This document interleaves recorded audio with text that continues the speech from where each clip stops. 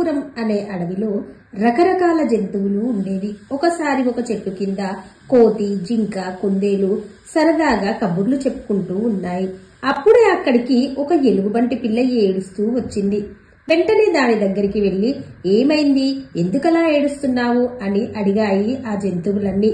మా అమ్మ కనిపించట్లేదు అంటూ ఇంకా గట్టిగా ఏడవసాగింది ఎలుగుబంటి పిల్ల. మీ అమ్మ నీకోసం తేనె తీసుకురావడానికి వెళ్లి ఉంటుంది, వచ్చేస్తుందిలే అని సముదాయించాయి. అయినా సరే అది ఏడుపు ఆపట్లేదు. దాంతో నేను వెళ్లి వెతుకుతాను అంటూ తేనె దుట్టెలు ఉన్న వైపు జింక పరుగులు తీసింది. దాని వెనకాలే కోతి కూడా వెళ్ళింది. కొన్ని గంటల తర్వాత తిరిగి వచ్చాయి. చాలా చోట్ల వెతికాము, కానీ మీ అమ్మ ఎక్కడా కనిపించలేదు. రేపు ఉదయం వరకు చూద్దాం, రాకపోతే మళ్లీ వెతుకుతాంలే అన్నాయి కోతి, జింక, కుందేలు. దానితో ఎలుగుబంటి పిల్ల ఇంకోసారి అమ్మా అంటూ గట్టిగా ఏడవడం మొదలెట్టింది.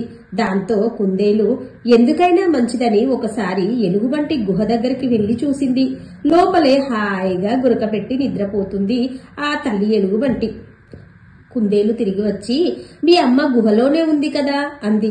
అవునా, అయితే నన్ను మా గుహ దగ్గరికి తీసుకెళ్లవా అని అమాయకంగా అడిగింది ఎలుగుబంటి పిల్ల.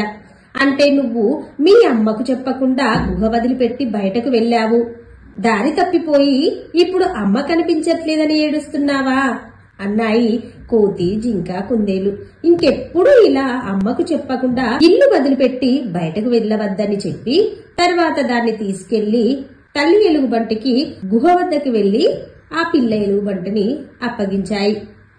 చూసారా, ఈ అల్లరి ఎలుగుబంటి పిల్ల ఎంత అల్లరి చేసి మిగతా జంతువులను ఎంత కంగారు పెట్టించిందో.